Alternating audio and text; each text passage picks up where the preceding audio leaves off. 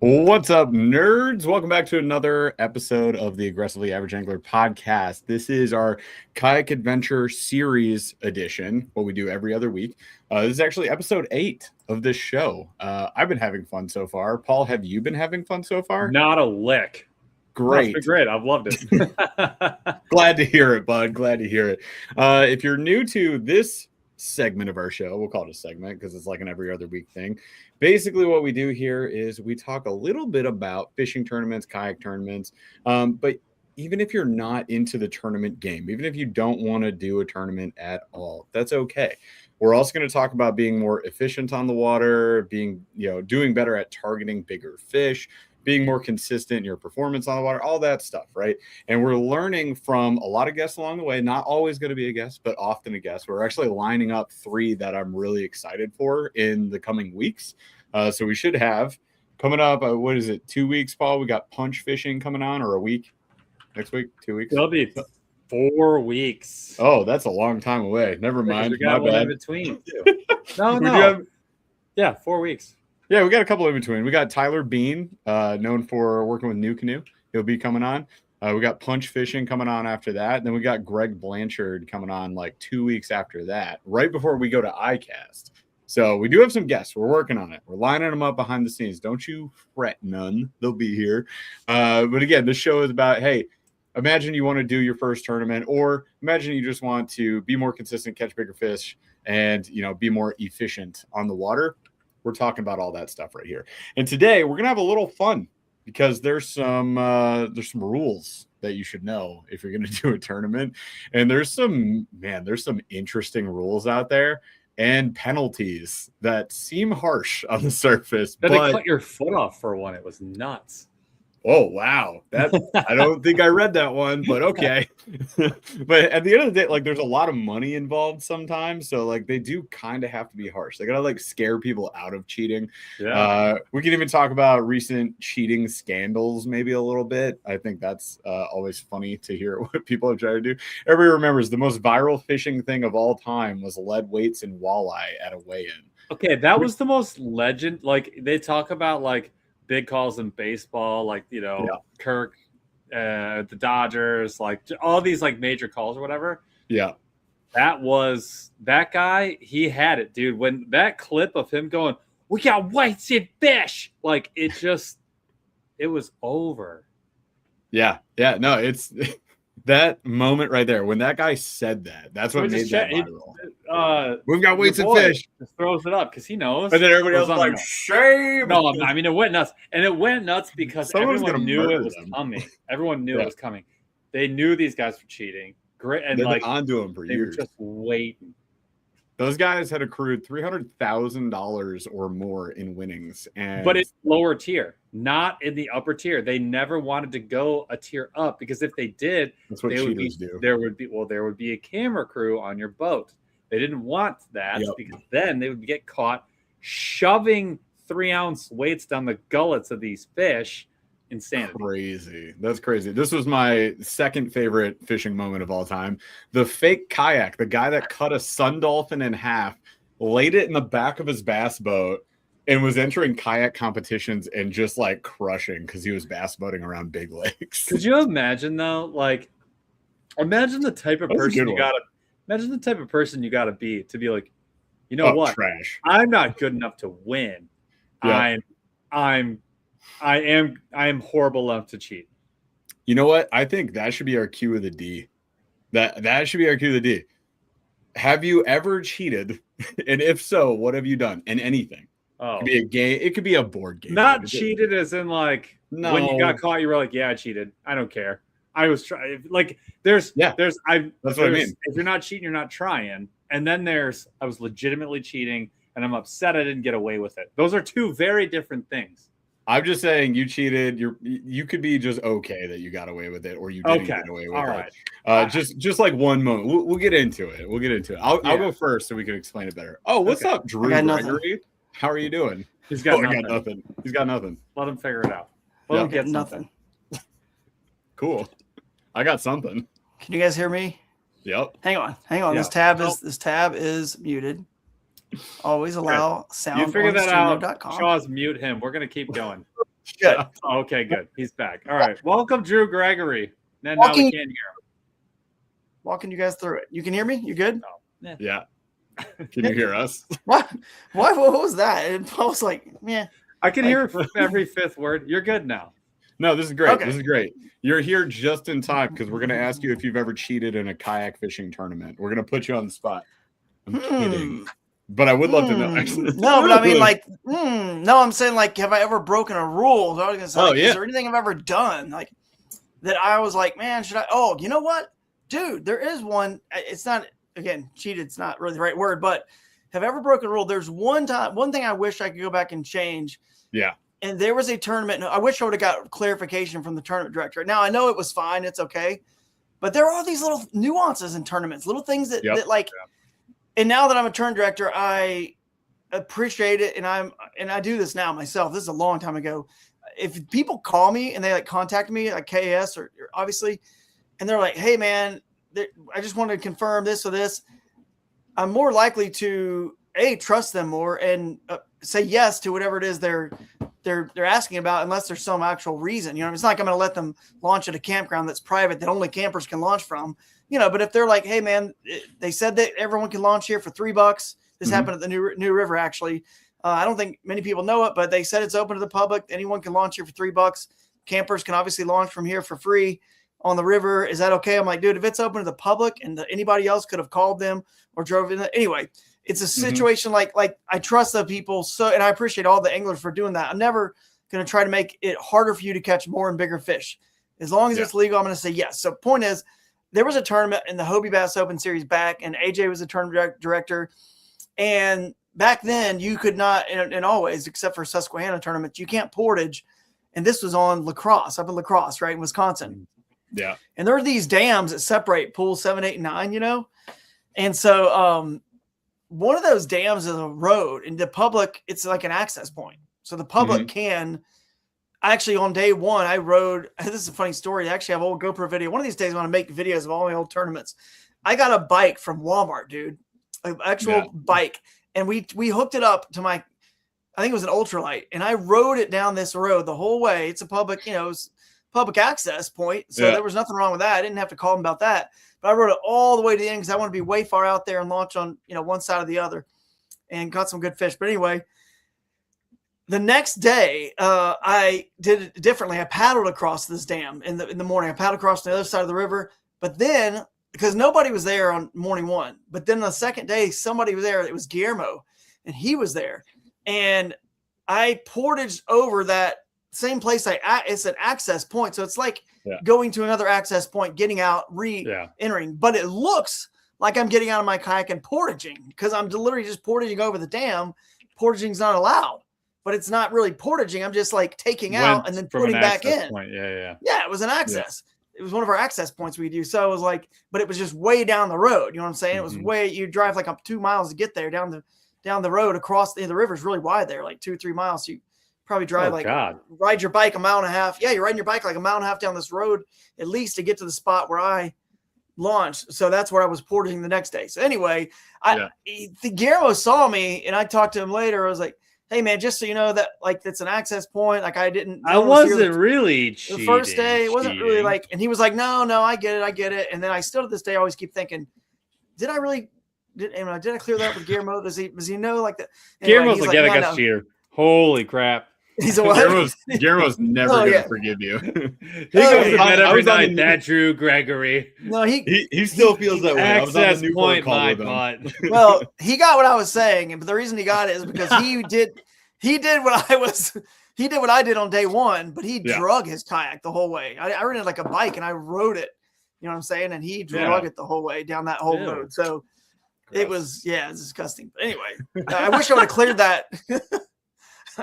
Wish I would have cleared it first with the tournament director, just to make sure he knew, like, hey, I'm not portaging, but it might look like it to somebody.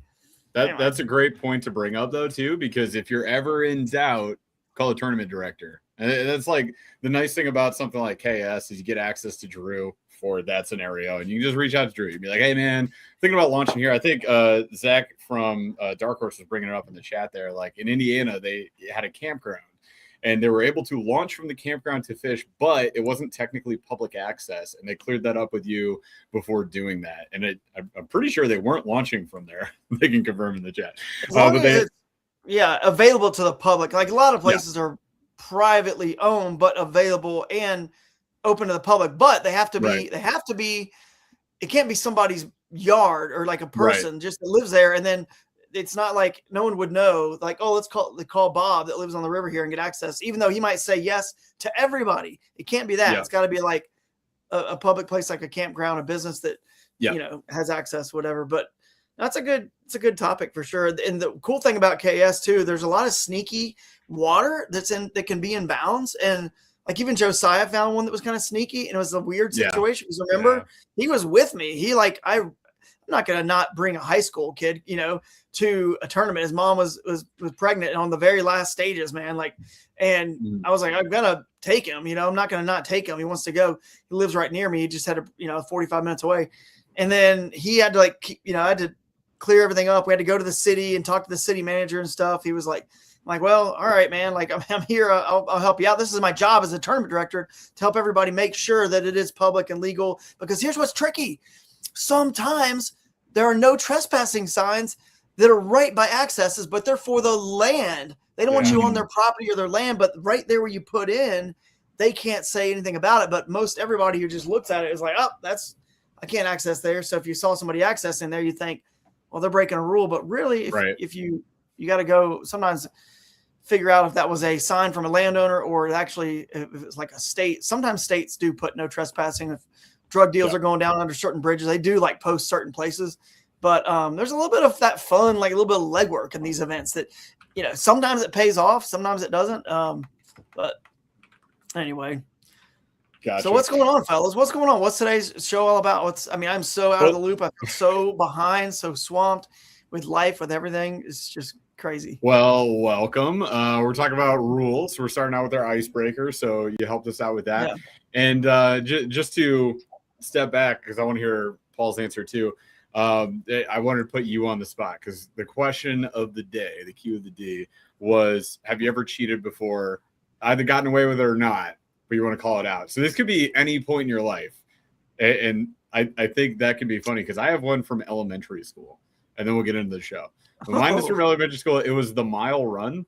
I was not athletic when I was in elementary school. I had a growth spurt in middle school. It became way more athletic.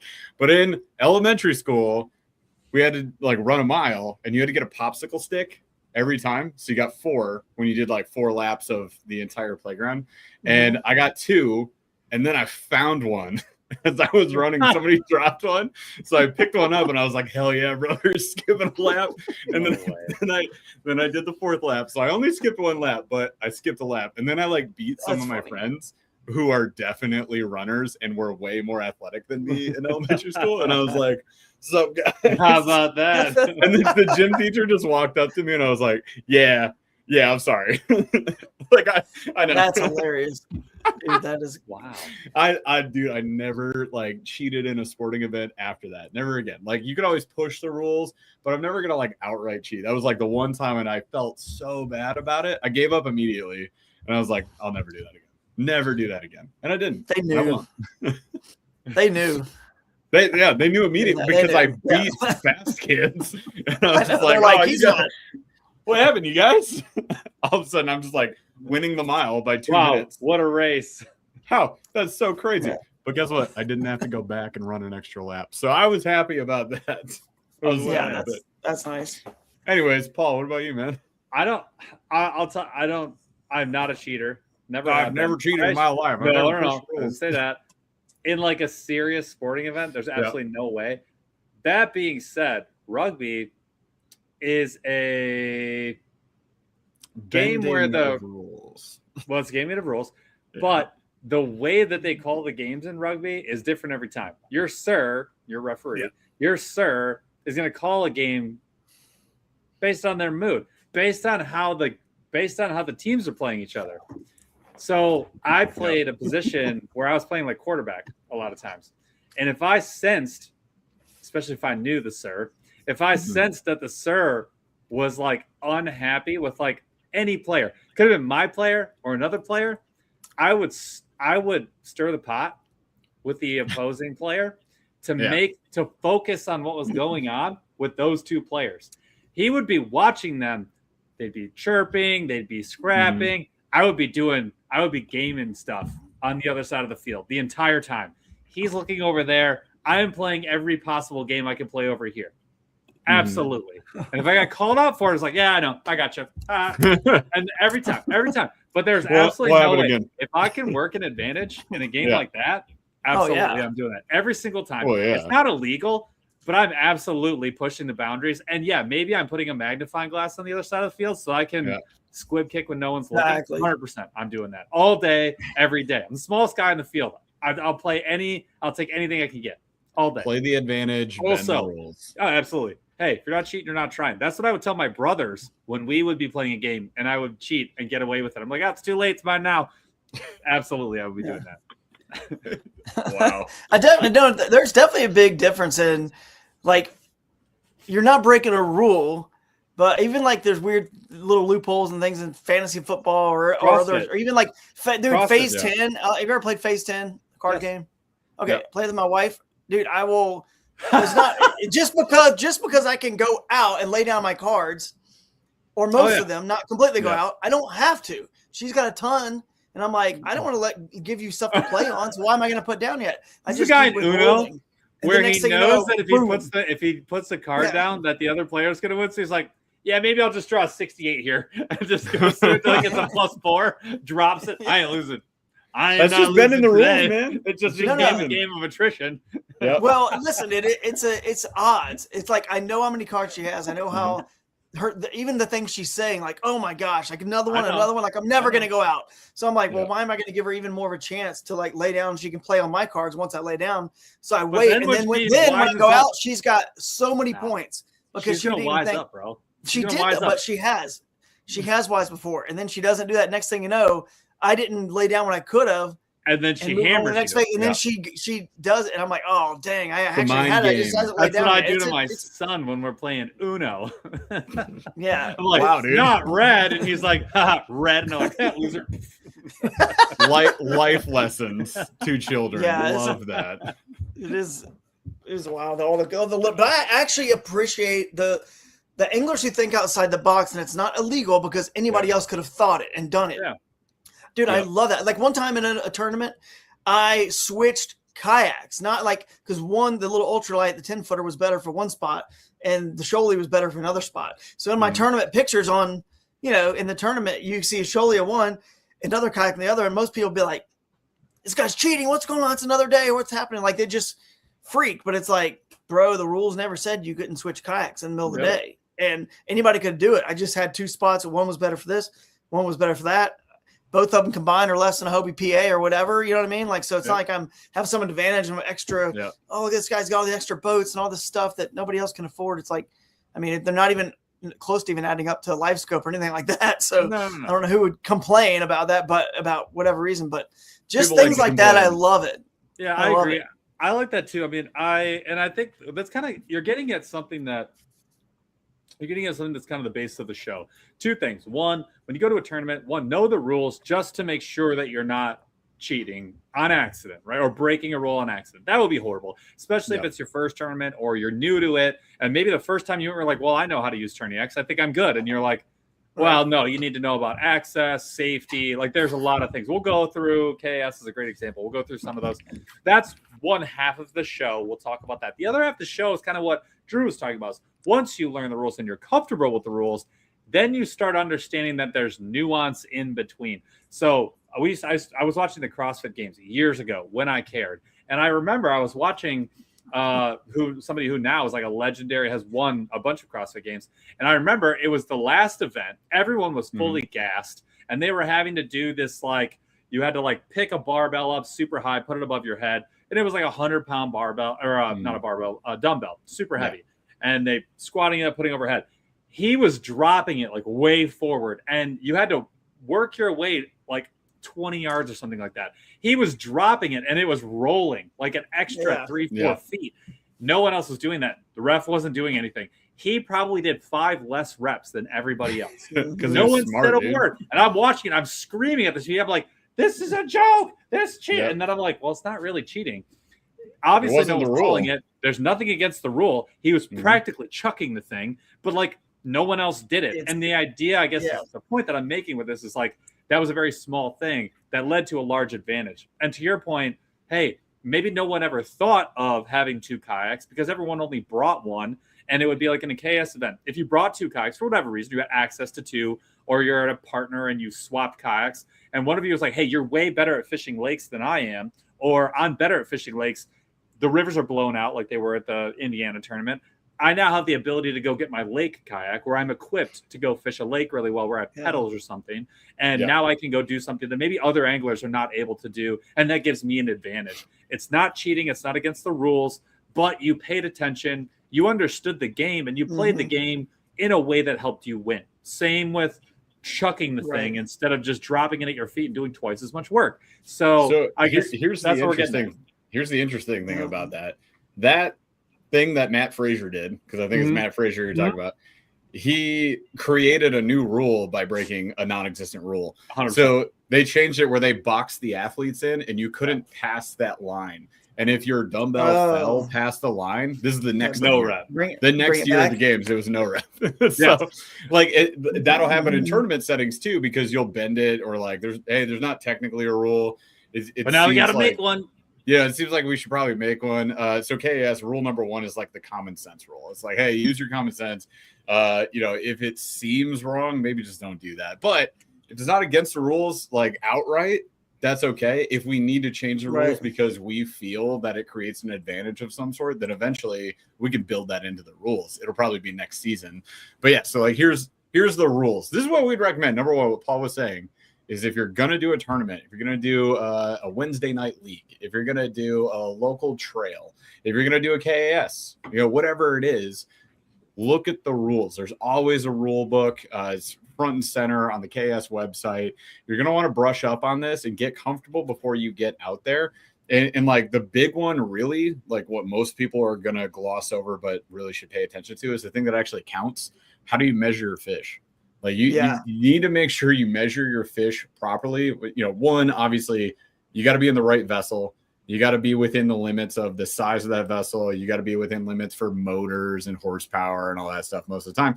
But once you have like the right vessel and you're getting on public bodies of water that are available to everybody, then you need to measure the dang fish so you can actually score anything to potentially rank in the rankings, right? Or be the running for some money if you're going to potentially win anything on these. So make sure you're paying attention to that.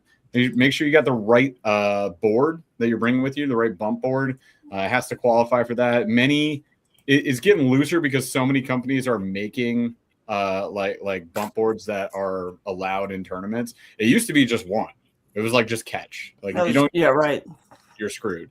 Then Yak Attack comes out with the leaderboard. Now we have 2 that we can use, and then there's a couple more. But that's on purpose, right? Like why? For when it comes to bump boards, Drew, like why are we so specific on which ones you can use? I mean, really just so the like standard of the manufacturing, that it's going to be the same, you know what I mean? Exactly the same. And they've been tested against each other, even the 2 brands that we allow, Yak Attack and the Catch board. So that's kind of it. I mean, and also just so they're better to visually see for judges, because back in the day, the hog troughs, they didn't have the blackened lines. So you couldn't really see sometimes in the glare. It was so hard. And then it was up to us, the anglers, to put Sharpie to blacken the lines. And then people started making them a little thicker. So now fatter and the tail touches. And like, I wasn't trying to do it, but it gave them an advantage when the black of the tail touched the black of the line. So those are great. The Catchboard Carbon is my favorite because it's lightweight, that 26-inch version. It's not lightweight. It's nice. I like that. And that's the X, which is a little bit more durable. But a lot of guys use that one. It's aluminum. Yeah, the aluminum. So I like that carbonate and the 26. But but scoring, this is a good point too. One thing that, again, it's something that if you can get really good at measuring your fish, you're allowed to pinch the tail. There's nothing wrong with that. I heard someone talking about. Thought it was cheating. So pinch the tail is basically when you can go back to those rules, and there's a couple links at the top that are examples of how to score your fish. But anyway, pinching the tail is like you're swiping the tail across, trying to get it to touch as long as possible with the mouth still, closed on the end of the bump board up against the bump of the board. But if you're not pinching the tail, sometimes you don't get to that next quarter of an inch. Well, it's legal to do so. So at the top of the score, you'll see it's somewhere on 12, Paul. 12, yeah, up there at the top 12. Where 12 is. A couple links, yeah. Example one, there should be. Example two. I mean, hopefully they're working. They should be working. I don't know why they'd be broken. It's been sitting there forever. But if they will come up, we'll see. But basically, you can pinch the tail and get as much as you want out of the fish, as much length, as long as the mouth is closed and up against the board. Some people don't do it, and then some people that do it don't even fully understand there are so many ways to do it, to do it right, to get it to really touch that next. Like if you look at any of my fish in Bassmaster tournaments now, I don't think there's hardly ever a fish where it's not like barely touching that next line. Because I like work at the best I can, and sometimes you got to almost like. And again, it's not illegal. The mouth's still touching the bump of the board and all that, but you got to sometimes you can kind of loosen up on them. Don't smash them so hard against the board. It's still touching the bump, but it's like, I mean, it's crazy. It could be 1/64th of an inch or whatever, and that might matter to make it touch. But if it just loosens up a teeny bit, still keeping his mouth closed. But if you do that, and again, it's not like every fish is going to be able to just barely touch the line. But if you did it in theory over a 2-day tournament and it mattered for 5 fish, you really got to touch the next line. You worked again. You're not trying to keep the fish out of the water and kill them. You're not, if either it touches or it doesn't. If you see in person that it does not touch, it will never touch no matter what you do, then you just got to take your picture and move on. But if you can even see in real life, you can get it to touch when you're holding down, with 2 hands, then you can do it with 1 hand with, taking the picture. It's just going to take a little bit of, maybe a little extra time, maybe 15, 20 extra seconds. But man, if you do it 5 times, bro, you're looking at an inch and a quarter you just gained on the field. Or anybody else. It adds up, dude. So, and that's because you're rounding up the quarter inch. Yeah. Yeah. When you look at a tight leaderboard race, like you could have 20 spots separated by an inch. Yeah. So like it just comes down to that quarter inch at a time, right? Like it definitely matters. Also, want to throw this out. Utopia Endorsement says in our tournaments here, pretty sure it has to be in a natural position. This is why we read the rules, right? So the pinch rule is clearly stated with photos on KAS. So you can look at KAS rules and be like, this is okay here. Right. And in yours, it might be like, nope, natural position. So see, that also that's a good point, Utopia. The problem with that rule though is that now puts natural position up for total judgment by the angler and the judge. Because if it's moved a little bit down, is it still natural? Is it not? How much is pinched? What exact percentage? It makes it so hard, and then you can have controversy with that. That's why the other thing is, how does a biologist, if they're trying to tell you if you have a fish that's illegal or not in your live well, it's got to be 14 inches to be legal. They bring it out, they put it on the bump board, and they swipe the tail. They pinch it and they swipe to see if it'll touch 14 inches or not. That's how they measure it. So that's why we do it that way. That's how the state fisheries biologists measure a fish to see how long it is. So, I mean, everyone does it differently. You got to know the rules, but I would be careful I would put that up for a rule change vote if I was in that club. You may not realize it now, but it might be like 5 years, 10 years. It may never happen, but you might have a giant controversy over the way that's written and a big possible, even legal battle on your hands. Like, there's what's money on natural, the line. What's not natural? I mean, who's to say when does it change from pinch to natural? But either way, even if it's natural, can you not move the tail down to where that one side is touching, like one side's touching the line, and then it's still flared out. It's not pinched, but it's still flared out natural, but it's like it's moved down where it's touching. Is that legal? Like, it just, I don't know. Yeah. We try to button our rules up first. Yeah, it's black and white as much as possible, but well, that's the thing is like your big time tournaments where there's big money on the line, like that has to happen. And it's clear when you look at the KS rules, like it's been well thought out. And there's been a few other tournaments that Paul and I have participated in where it's like well thought out. They've done it for years. There's, seemingly dozens of pages of rules, but it's there on purpose. And like most of it, you'd have to try to mess up. But it's just good to know. It's good, obviously, to be well versed in what you need to know before you go and you do it. It's like golf. Isn't this like golf? Like the rule book is this freaking thick in golf, but isn't in its simplest form, it's really not that hard to understand. The fewest strokes into the hole. That's how. And that's who wins the hole. That's your score. And also, it's like, it's just put 5 fish on the board and picture them. But it's crazy that our rules are like, but it's like, we have all these little nuances that, but anyway. Let's do this. Let's do like a basic overview. Like, we're not going to go into the nitty gritty details real quick, but like the basic things you would need to know before going into a tournament. So, number 1, read the rules no matter what when you get into there. Number 2, know the penalties to the rules as well. So KS, under number 2, minor and major violations are laid out. This is exactly what will happen to you if you mess up. So understand that before you go and you participate in something like this as well. What is eligible, right? So what makes you eligible, and then what waters are eligible is extremely important. So with many of these tournaments, KS, for example, we kind of draw a box around an area. We're like, okay, public access points within this area. And then KS will like go as far as to highlight a couple of spots. They're not like, hey, there's this pond and this pond. Here's 100 spots you can go fish. They lay out a couple of like the prime real estate spots, and then it's your job to find the rest. But essentially, if it's in this area and it's public access, then you can go fish there. That makes it in play. And a brief respite here. We'll go over to Matt Tog Trip Log. Matt Tog Triple Log 4585. Paul, say that name. Matt Tog Triple Log. Matt Tog Triple Log. No, it's Matt OG Triple OG. Maybe. Oh, Matt OG Triple. It could be. It could be the triple. This is a letter number salad, my friend. It is. Matt OG Triple OG. Heck yeah. Is it legal to put the stickers on the end of the bump board? A lot of tournaments ask you to put the sticker there, or have like the leaderboard from Yak Attack has a reflective surface. And that's just so that you can guarantee that fish's mouth is up against that. The easiest way for a judge to see that is when there's a sticker. If it's blank, especially on the carbonate and like the plastic bump boards, it's actually really hard to tell if that fish's face is right up against that, making contact. So, you could be pulling it up just a little bit. Yeah, when they check your board in a Bassmaster, so they put a sticker there. I have always wanted OG here. He's got a good point, because I've always wondered, like, they put a new one on like every time. I'm like, they're kind of building up. The stickers are building up. If I do enough tournaments, that's like 2 inches. No, but then sometimes they would.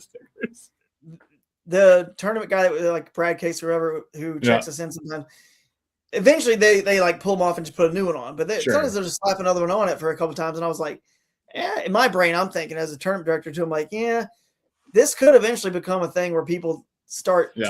People will do anything, and I have to I always be thinking about what's next. So I might actually put something in my rules. It's like you can only have one sticker, and not that you may be able to tell on a photo if it's 1 or 2 or 3, but we'll put it in there, and we can always check people's boards afterwards too. We set in our rules, we say, if you don't bring us the board, that we know it's that exact board, because we got pictures of it. We know the scratches on it.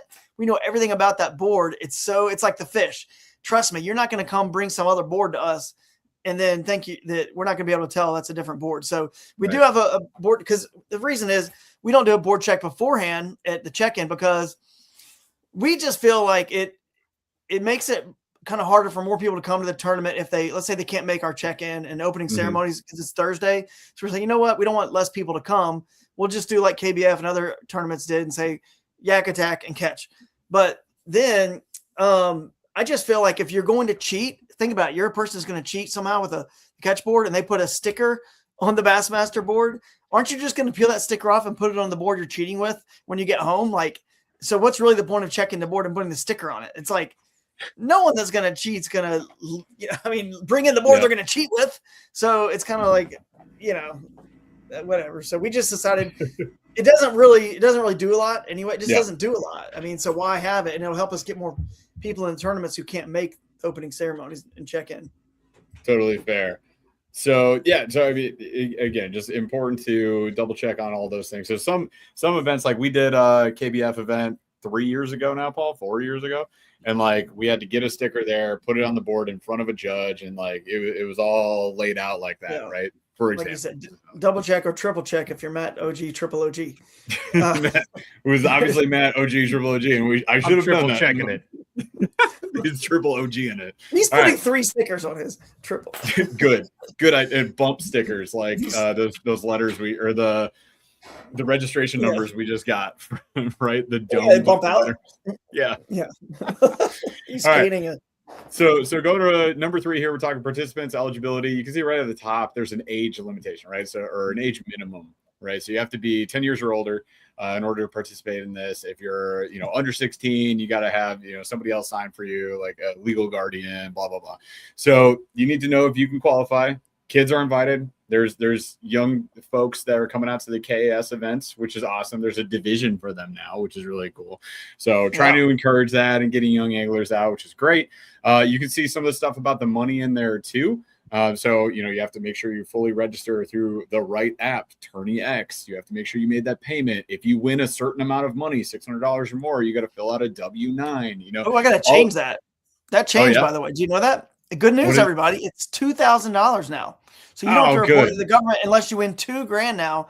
Because a lot of people do win in that 600 to $2,000 range. They're like, oh man, like we almost thought about paying out $599 last year for that $600 place, just in case they don't fish another event with us. You want to, but anyway, we need to change that in the rules. It didn't go up, and someone showed me on the actual government page that it's 2,000 now for starting this year. So that's why we do this show, folks. We're changing the rules right now. All right. There you go. So you don't have to do a W-9, which is great. Like the government doesn't need to know that you took 3rd place in a tournament. Like leave me alone. Let me enjoy myself for a second. Anyways, so you go through that, you got the cash stuff. We go down to number 4, which is off limits. This is important. Number 4 is actually kind of huge. The off limits practice and competition. So there's a practice window most of the time. In this case, it's within 2 weeks. There's an official practice period, 2 weeks, 14 days prior to day 1 of the tournament. Know that. And then know your cutoff. So if you're like me or Paul, if we're lucky, we show up like Thursday, midday to afternoon. The cutoff is like 3 or 4 o'clock. I think it's 4 o'clock. Is it 4 or 5? No, maybe 5. 5 o'clock. Yeah, 5. So if I show up at like 4:30, like I can go look at the water, but I don't got time to get on there, and I can't go lines in for 30 minutes. So as soon as it hits 5 o'clock, it's lines out. Like you can't be practicing anymore. You can't be trying to figure those fish out. So that is why, if possible, if you really want to like take a tournament serious and it's a travel tournament, you're going to want to try to get there a couple days early. Give yourself a couple of days on the water. We talked about this a couple weeks back on one of our KS shows, and like practice is so crucial. It makes such a difference. Drew, you've been doing tournaments forever. Like, in your opinion, what is the difference of like even a day or 2 days worth of practice? And it's huge. It really can be huge. And now the longer you do tournaments, the less important I feel like practice is, because you just have experience, and you also have experience historically on those exact bodies of water. But I'm kind of an anomaly in that, like not many people that probably are listening to this fish like that many places yet and have that experience. So practice is critical for you guys because you're learning that process, like what you saw on the satellite imagery, what does it really look like in person, and kind of marrying those two things together. And the more you figure that out, like, oh, I always told this story back in the day. Like I thought I was going to go down this creek in Florida, and it was a bunch of lily pads because that's what it looked like on the satellite imagery, but it was hyacinth. It was just like the just choked up hyacinth. And I tried to get through some of it, and I did. I was able to kind of paddle through some of it, and it was some open water. Then I kept going. There was another little patch. I saw some more open water, just kept doing it. And after a while, I couldn't even see open water. I was stuck. And I really it was too exhausting. I couldn't even get back. I was like, I've hiked this thing through so much. It was a KBF, so we were allowed to get out. I've hiked it through so much stuff. I can't even get out. I just literally had to just hike out of the woods. But my point is, now I know what hyacinth looks like compared to lily pads on satellite image. So there's things like that you got to learn, with depth and creeks and water levels and historic imagery and the color, and you kind of learn what depths are and what rocks look like, logs, sticks, whatever. You just so it's critical because, for example, like last year on Dale Hollow, I've been only giving myself 1 day of practice at these Bassmaster events, but on day 2, I went just kind of YOLO to this largemouth section because on day 1 I fished smallmouth up a creek, and then I just thought I was going to catch the same fish again. I was in like top 10, top 5, but I didn't think I could fish the same creek again. Because another rule, we're talking about rules, can't catch the same fish twice. Even if you actually legitimately catch it twice, you can't score it twice, even in a 2-day tournament for kayak fishing. Because then how do we know people aren't putting fish in stringers and baskets and putting them on the board the next day? So I get the rule. It's a bummer when it happens. So you have to almost strategically say, like I did, I'm not going back to that creek. It's too small. Any of the bigger fish, I think I've caught the majority of them. So I'm going to go fish largemouth. Well, I did it. And at like 12, 1 o'clock, I found where they were all spawning back up in the flooded woods. I was like, oh my gosh, if I would have just freaking known this. Think about it. If back it all up one day, back everything up one day, this is where I would have gone if I had one more day of practice to go largemouth fishing to see, because I found some smallmouth on day one. But I didn't have another day. I only had tournament days, so I YOLO'd. Jake and I went over there. Josh Sharp was there. He caught big bass. We were in the right section, dude. I mean, like literally just for picking a spot on the map, I hit the right section, but I didn't find them. I did not find them in time when they were spawning. I lost a 20-incher. Things fell apart. Had I known that at the beginning of that day when I was going into, I don't get 14th place. I get top 5 probably. So it can be a huge, huge difference, because all you need, guys, and even if you are just kind of winging it on these KS days on Friday or Saturday, winging it, just always remember this. All it ever takes is a flurry. Bass fishing is crazy, a clue to figure something out. And it's just like, you just see the matrix, dude. You get the whole cypress forest looked crazy to you before everything looked amazing to fish and it all looked the same. And all of a sudden you find one little patch of grass or certain type of something that the wind is blowing up against, and they were hiding under in this deep of water. And all of a sudden now you're seeing all those, and then there's fish under all of them. And so that's all you need. So it's critical, man. Like it is. Practice can be critical, but it's also not fair in KS, and going back to our rule, to allow this 7 days of practice is this amazing or unlimited amount of practice time. Because then every 23-year-old kid living in their van is going to win every tournament, because he's just going to show up and fish for live 10 there days for a week and figure it all out. And you're locals. a guy, with a family and you got a job. And so we made it nice and easy where everyone gets a 2-week period, 2 Fridays prior to the tournament Friday. You can pick 4 days. Now, if you can only do 1 day or 2 days, at least everyone else just maybe has, some other people maybe have a day or two on you in practice, but that's not too bad. You know what I mean? Compared to tournaments that have unlimited or like 7 days of practice. It's tough to go in there, compete against those guys that have 7 and you've only got 1.5 or 2. It's like they're over time, they're just going to find more areas and figure it out, especially if you don't have history, and even history doesn't always work at a place. So it's important, guys. Practice is key. Practice is key, but you get 4 days, so use them wisely. It says it right there in the rules. and don't blow your fish in practice. That's what people do.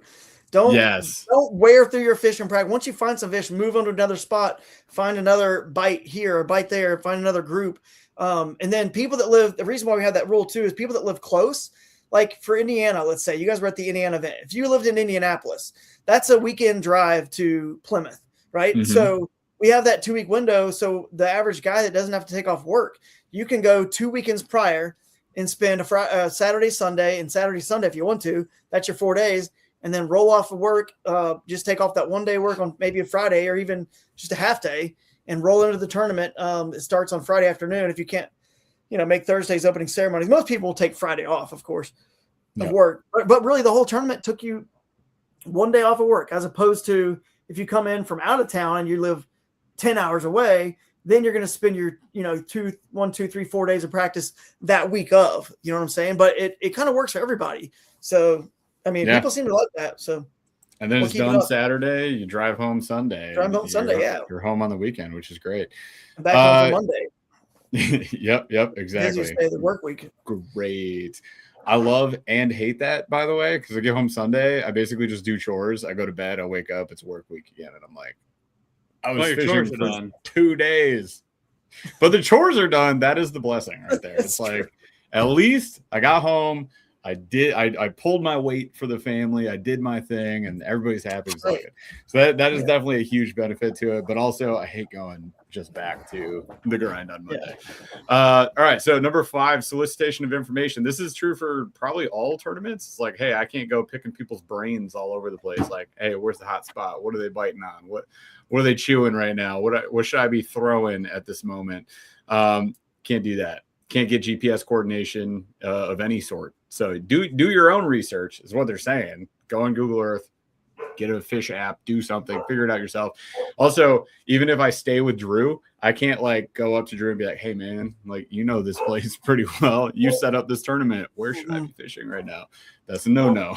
So figure it out for yourself. Honestly, usually I don't even know the places well because they're all places that we never have gone to really. Well, that's what you tell everybody. Well, I know there's some good. There's a reason we're there. There's definitely like some good like I don't know all of the eligible water. You know what I mean? I can never know all of it, but I mean, like we know the Upper Mississippi is epic smallmouth fishing, so we go there. We know the Menominee River and the Green Bay, you know, up there for that bronze quest this year is epic. And the junior, we know they're good, even though I really haven't like fished on like any of those places. So anyway, what's up, Dustin? Dustin Hoy's in the house. Oh, what's up, dude? Appreciate you, man. Thanks for being here. So yeah, then we get to like check in. You got to check in somehow. You got to get your identifiers. You got to use an identifier when you go to measure your fish. That comes up in a second. Safety requirements. Usually there are some. So it's going to come down to a lot of it is lighting, right? So you got to have nav lights. You got to have a 360 high vis light. Usually you got to have a flag of some sort. So you get something like the Yak Attack Visicarbon Pro, and you're covered with your 360 light at the right height with a flag. That's orange, so you stand out.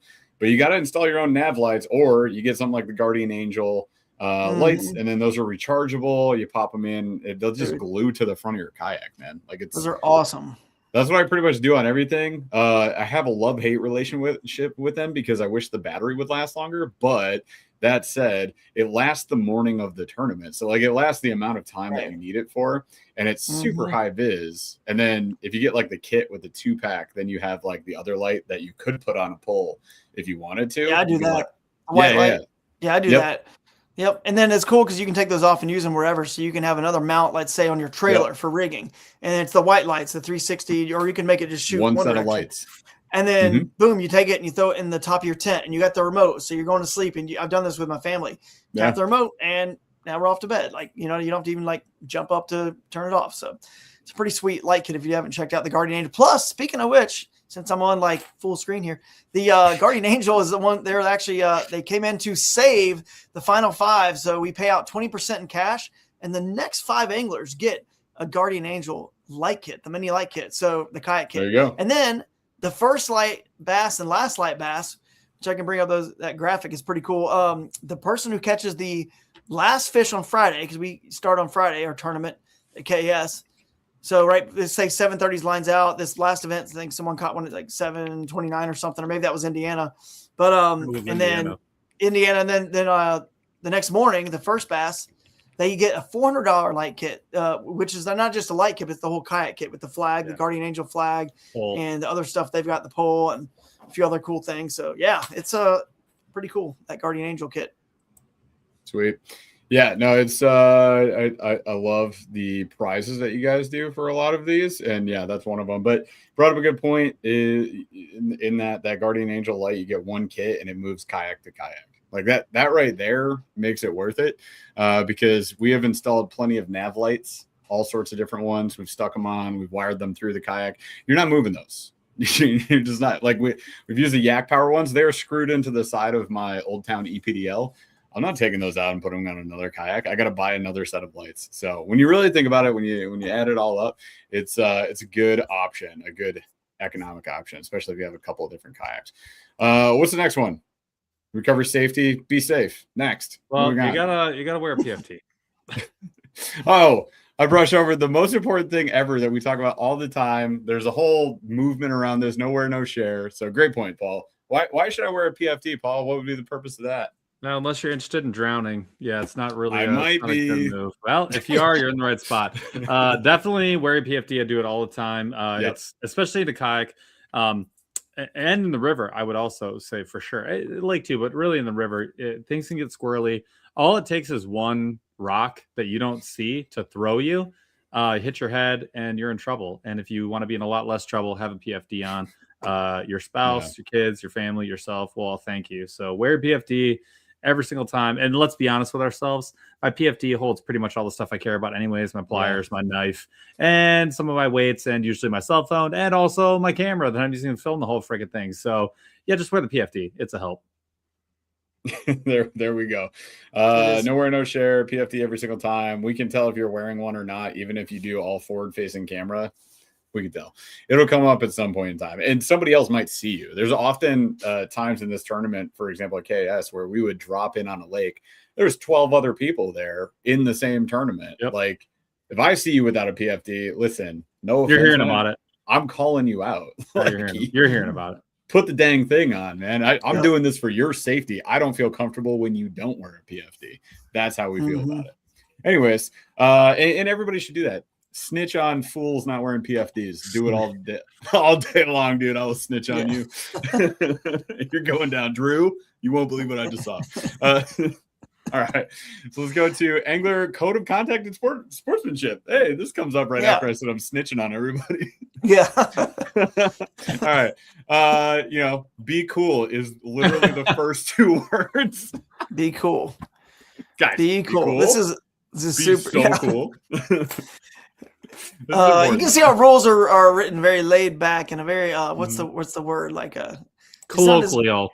Yes, that's what I'm saying. It's like, hey, be cool, dude. It's like me talking. And I mean, realistically, you can read this, right? It's saying you're trying to provide the right amount of courtesy at all times, especially when you're dealing with people who are not competing, but also with people that are competing. Yeah. You're not drinking. You're not going to be hitting the fish whistle this day. You can do that on your own time. Yeah. And look, you're bound by the rules of the law as well, right? So if the law says you can and can't do something, then those are the things you also can and cannot do as part of this tournament. So just be a good person. And look, I mean, things happen, right? Tempers flare because people care. And that's while we like people that care, at the same time, like understand that half those people are wearing a camera. And almost every single, if not every single one of those person has a cell phone. And it takes about 13 seconds for you to figure out what's going on. And we are going to hear about it. And I mean, look, like the world is a very small place and it gets smaller every day, right? When you flip out at a KS event, you're probably going to go to another event and everyone's going to know what happened. Like, dude, think about these guys we were talking about. Yeah. And we were talking about this earlier. We got weights and fish. They knew what those guys. They knew what those guys were doing. They were literally just waiting for the right time to call them out. Every single person in that crowd knew those guys and knew that they were cheating. And this is at the lower level. This is a lower tier. It's not even at the top tier. And people were pissed, right? And this is going to be the same thing. If you're somebody that keep it together, maybe tournaments aren't for you, or maybe you need to do a little woosah before you hit the water, right? You definitely need to. That's all we're saying. You need to chill the heck out for sure. But keep in mind, the internet's forever. Everybody was wearing a camera. This is like the funniest trend to me, when people are just mouthing off in public and like doing something obscene. Yeah. And then somebody pulls out their phone for their own safety and they're like, oh, you going to record me? Oh, go ahead and record me. And then that person's toast. They lose their job. Yeah, it's already over. Like, you're done. Just back off at that point. Like, learn your lesson, man. But anyways, you also see this big red area down here that says public attacks through media, including social media, upon the integrity of KAS rules and officials or KS anglers. Not okay. So you're not going to go on here and blast Drew because he called you, or a judge, said, hey, that's not an extra quarter inch on that fish or whatever. Yeah. Be cool, stay calm. Remember that part right there. Be cool, stay calm. Going on a tirade on Facebook and Instagram, like, that's not okay. You're just going to get. So the red one, we wrote that in last year, the red one after that Susquehanna tournament, all the disqualifications and all the stuff that happened from that. And then, of course, people get online and they're not attacking me. They're attacking the angler and they're assessing. Now, it turned out to be the guy that did end up cheating in another tournament. But in our tournament, he just broke a rule, the cut kayak and all that. He just broke a rule in our tournament, and then people are accusing him of being a cheater. And it's like, but bro, we didn't say that the league didn't say come out and say someone cheated. We just said they had to be disqualified. They got within 100 feet of the dam. The rule says, the sign literally says you have to be 100 feet or further away from the dam. So it was just a rules infraction. And like, back to the major minor, it was really just like a minor, but it was a disqualification. So I mean, I don't know if consider major minor, either way, it was definitely a disqualification of the fish, because they broke the state law, which is, of course, a rule. You got to follow all the state laws and stuff in the tournament. But the anglers online getting on there and creating a lot of drama and accusations to people, because you wouldn't want that. Let's say even if you were inside of his head and maybe he was trying to get an advantage, he was trying to cheat. We don't know that. No one could ever know that except for him. But you wouldn't want, if you got too close to a dam and you didn't know that you didn't even know that was the rule. I didn't realize there was a sign there. There was a tree blocking it. Do you want people going online telling everyone and saying that you're a cheater? That sounds like intent. You know what I mean? Like premeditated intent. So we don't want people to talk about other anglers that way, even if it's, of course, not the league. We don't appreciate that either. But we don't want you. We were trying to protect you guys from, your character and anybody attacking your character, because then we don't want those people that do that. They don't know, they aren't inside your head. We don't want those people back in our tournaments either. So that's why we have that rule in there, so we can penalize those people who weren't even the one that did the infraction, talking smack and trying to, just bash someone's character. So it's really to protect all you guys out there. Yeah, no, that's a great point too. Because it goes both ways, right? We got to protect ourselves. We got to protect them. So that's all good. Then you get into kayak regulation. This is interesting. You got to read up on this. You got to have an appropriate vessel, right? I got to have something that's floating safely on the water. But there's a lot on motors on here that's important. So some tournaments may allow 2 motors. Often tournaments allow 1, and this is one of them, right? So you get 1 motor. You can't have a backup motor or anything. So in this case, Drew, to clear this up, I can't have my new Canoe UMax with a bow mount motor and a stern mount motor, correct? Correct. You cannot have that. Yeah, correct. Exactly. So you got to read the rules, because I would have shown up with my UMax and been like, what's the problem? Go out there and I don't get it. What's wrong? So you get to pick one. You get the stern propulsion or the bow propulsion. And if bow has spot lock, you better believe I'm going that. Or you get a Garmin Force Current, you get both. So that's important. Also look at the horsepower versus foot-pound thrust. How powerful can your motor be? That is really important. What are you highlighting there, Paul? What's that one? So you can bring a second motor. It just can't be on the kayak with you at all times. So if you want to bring a trolling motor as a backup, you can keep it in your truck. If you have a problem with your main motor, you go back, throw it on the front. Just calling that out. Or you got a river propulsion day, and then you hit a river one day, you want to rip up the river, then you take your stern mount off and you go to a lake and you put your bow mount on. That's a good call out for sure. We also did make a quick rule change too. You can tow somebody. So say there's a team division in KS. So you don't want to help out your teammate, even if you're in the individual division as well. And so let's say someone breaks down, they can tow you back. So even before lines in, after lines in, people are allowed to tow people wherever they want. And it just can't be somebody outside of the tournament. It has to be another competitor, but that's allowed. So, and then that'll get you back to your truck quicker for that spare if you need to do that. Yep. And then you also see regulation on length and width. Combination in this case is 230 inches. So I can't have that's 19, just over 19 That's a lot. Yeah, I can't have a 17-foot Hobie on this one because the combined width and length is over 230. Right. Yeah, that's right. You couldn't. So it's like, do you want that round? What's that round thing? The circle disc thing that's always. No. So you can. So you could be wide. You could be wide and just stable and small like that, or you could be long and skinny. If you're going to be 17 feet and narrow enough to fit within that and just super fast, dude, you could go. So that's kind of our. Can you imagine doing a tournament in a go boat, Paul? Yep. Yeah, you can. It would be how well would it go? It would go unwell. It would be. We call that thing. I'm gonna look it up. I'll pull it up for you guys. I call this the Foot Chopper 9000. Now they do have a plate over the prop. Now there is a plate. I know, but there is a trolling motor right. Hang on a second. There. Let me just go ahead here and I'm gonna share my screen again here. AV department. We're gonna mix it up a little bit. Hey, I'm doing work over here. All right, so this is work over here. This is the Foot Chopper 9000. As you can see, that's a hole right by where your feet go. You see this motor here in the center. Yeah, you could just let's zoom in. Yeah, that's why. That's a hole. There's a right underneath there's a prop. To be fair, there's a plate that goes over there. But to be unfair, this thing is $2,700. Can we just talk about it? And it just has a basic trolling motor. You know what they don't mention? Get this boat out of here. You know what they don't mention down here in the specs? The radius. It's that it absolutely cannot be steered. I don't. You just sort of, if you fight a fish in this thing, it will drag you in circles. No, the fish are like, what is happening? Well, here, let's say you wanted to go left. You can't.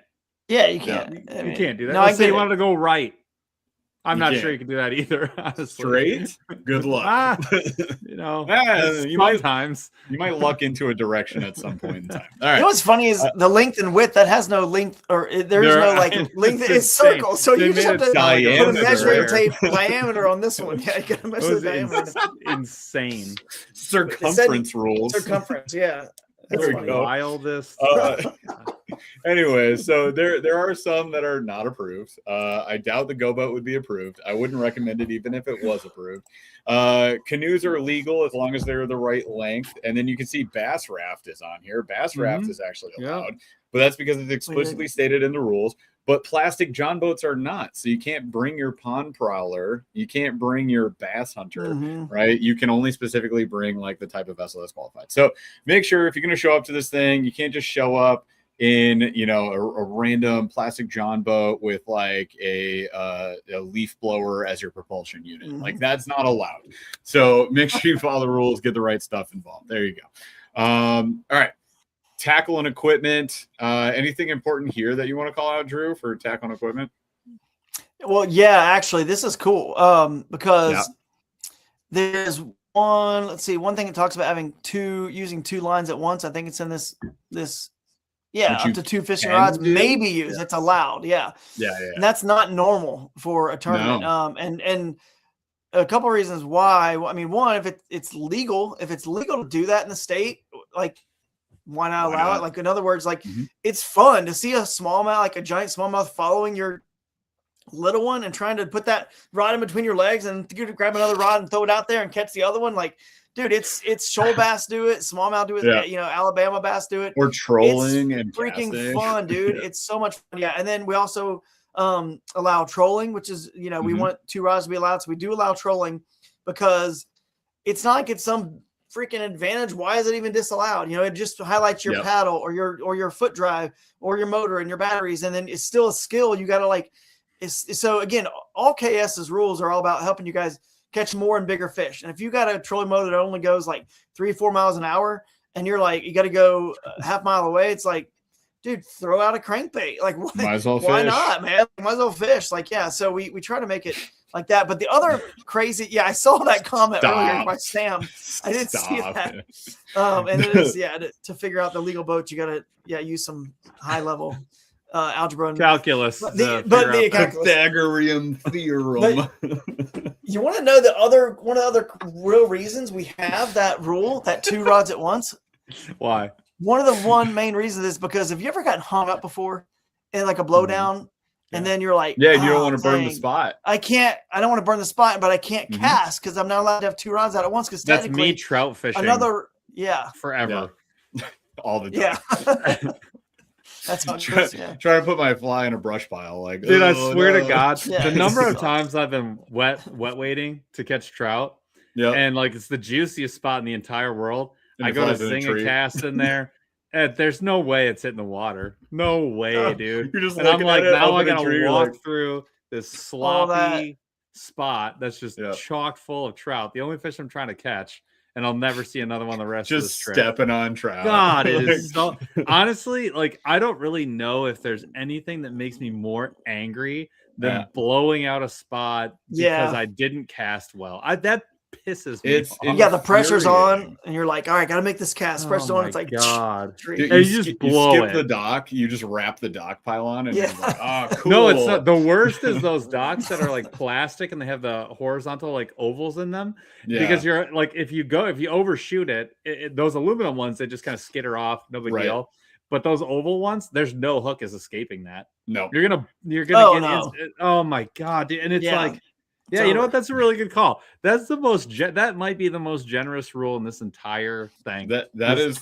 Although clutch. You get a if you're on the dock, that's true. Technically, if you're on the dock, then you wouldn't be breaking the rule. But if you're down in the water, hung up, that is the second line of the water. So that we want to make sure that rule, make sure that no one was ever like accidentally breaking the rule. But when you're casting, like it sounds like Paul cast, then you don't have to worry about even I don't even worry about catching a fish. Who even cares? Yeah. I'm not going to be me. Perpetually bad at casting. We are.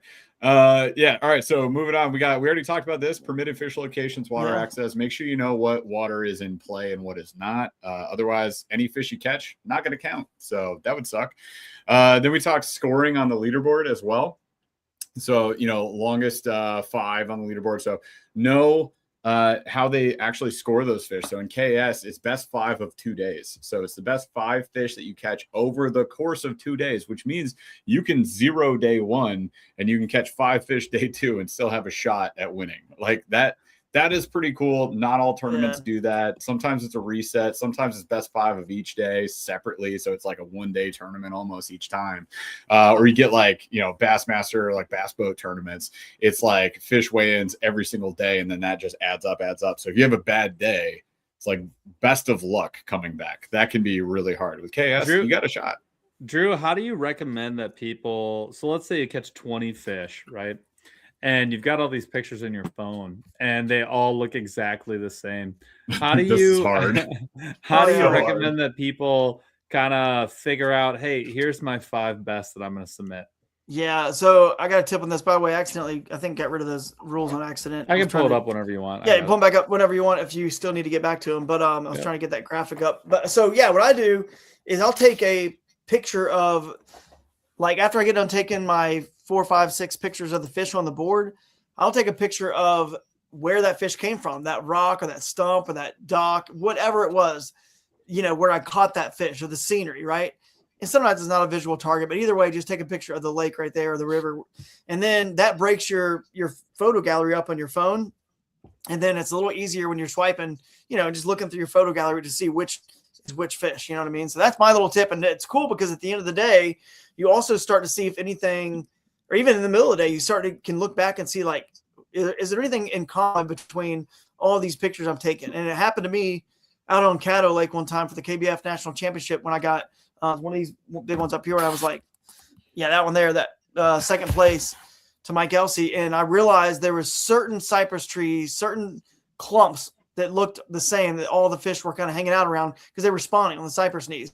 And I didn't realize that until I look back at all my photos. Then the next day, every day I started dialing in and getting more like accurate, going straight to, instead of fishing at every cypress tree, I was going straight to all those ones that look like that. Cause I'd fished, on day 1, I'd fished everything. And I realized, oh my goodness, I'm only getting bit on these certain ones. So it's kind of cool for that too.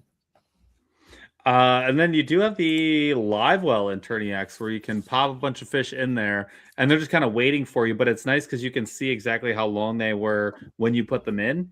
And then you can submit the ones that you want to. It's another way that you can kind of keep track of all the fish you have without zooming in on a billion of these friggin' pictures to try and figure out which one's which and which day. Especially when, look, if you're like me and you only catch 3, not a big deal. But if you're like a lot of you guys are going to catch 15, 20 fish in a couple of days.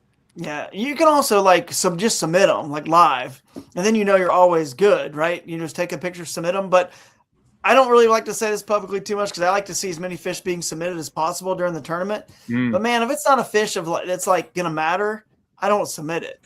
Exactly, I just don't submit it. If it's gonna matter and it's like, let's say it's 17 inches and above, I'll submit it. But I might have a 12 or 13 still on there, and it might show me having 4 fish on the live leaderboard, but really I've got 5. But I know this is just a waste of time to submit it because it's not going to matter anyway. I'm not going to cash a check if I still have that one anyway. So you're just making somebody like Gramps look at a fish he doesn't want to look at. Yeah, 1,000 times. So MP Kamowski, we're going to say. I'm glad you chose that. Yeah. Anyways, I make an album on phone, call it live. I'll keep it up to date. This is a good idea. Here's the other thing I just thought about. Just take a random screenshot between fish. So if you're like me, you take a couple of shots of the fish where you're like, hey, I'm trying to get that tail straight now. Now I got like 2-3 shots of this fish. If your whole photo album is just fish 50 times, at the end of the day, if you do what Paul and I do, and we end up just submitting before we hop off the water, because you're like in the moment, you're like trying to catch a bunch of fish and you forget, and then you submit later. It can be helpful if you just screenshot your phone to separate fish. So every time that there's like a blank screen or a picture of your phone screen right in between 4 pictures of fish, that is one fish separated and then there's another 4 picks. That's the next fish, and then separated with another screenshot, so on and so forth. So that's the same logic that I was doing, taking a picture of where it came from, that dock or that. Separate.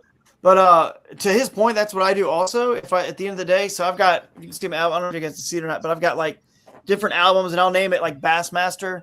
Yeah, maybe you guys can see it. Like that one's Bassmaster Chattanooga. Yeah, there you go. Bassmaster, whatever. Like you got and different then you albums. Save them because you might have to reference those. Yeah. If I have, so what you and I just talked about, either whether it's a screenshot or a picture of the dock or the boulder you caught them from that separates them, I go back through and I start moving my biggest 5 in that album that's called Bassmaster Caddo Lake. And then I might have 6 in there because I'm just taking everything I think in my head, all the highest ones. Then I know, but then I'm like, all right, so now that I've got all those 6 in there, or 7, which one's the 2 smallest? And I get rid of those 2, and I know that's my 5 to submit at the end of the day. And it just takes a second. You make a new album. It's a nice, clean way to do it also. So that's a good one from I'm not even trying. Impanowski, whatever. I wonder, could Claude just handle this for me? Could I be like, hey, Claude, pull the 5 biggest fish between this day and this day? As long as it doesn't hallucinate, yeah, it probably could. I love that guy that's like playing games where he's like, can I run, Claude, do you think can you time how fast I can go? And he's like, yeah, you're definitely capable of that, right? He's like, no, I can definitely do that. He's like, okay, I'm going to start. I'm going to run a mile. You ready to time me? Yeah. Okay. 1, 2, 3, go. Okay. I'm done. How long was that? That was about a 10-minute mile. What? That was hilarious. Yeah. That dude absolutely destroys me. It is one of the funniest accounts. One of the funniest videos you can watch. Yeah. There are some things it can't do. Yeah, go ahead. He's so dry too. That guy. Dude, the way his delivery is immaculate. That's what makes it a game changer. And then when he cracks, like when he finally cracks, oh, dude, it just kills me. It's worth it. I've never seen enough of those to see him crack. This is him watching him crack, guys. You get a little twitch. That's amazing. All right, we talked measuring devices. Catchboard you skip the micro bag. Micro bag's important too. There's 2 divisions of measurement in here. The mini micro. If you go micro bag, which is rule number 14 under here, scoring that, it shows the minimum and maximum inches of the fish. This is important to know, because I didn't read these rules the first KS I did, and I was like, submitting 11.5s, and I was like, these are tiny. This will count. No, it's a maximum of 9.75 inches. So just know that it's within that range of 5 to 9.75. So your average fish catching, we made jokes about this before, but like, you're so average that your fish, even with a micro bag, like they're too big for the micro bag, and they're too small for the.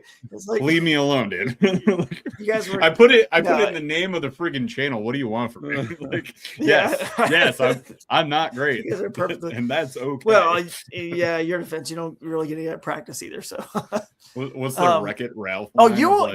We are bad, and that is good. Like. One of these days, you guys will pop in a tournament. You know what I mean? All line up where you get like maybe a day of practice. If we fish enough, find something, and then I will catch stage, a micro bag.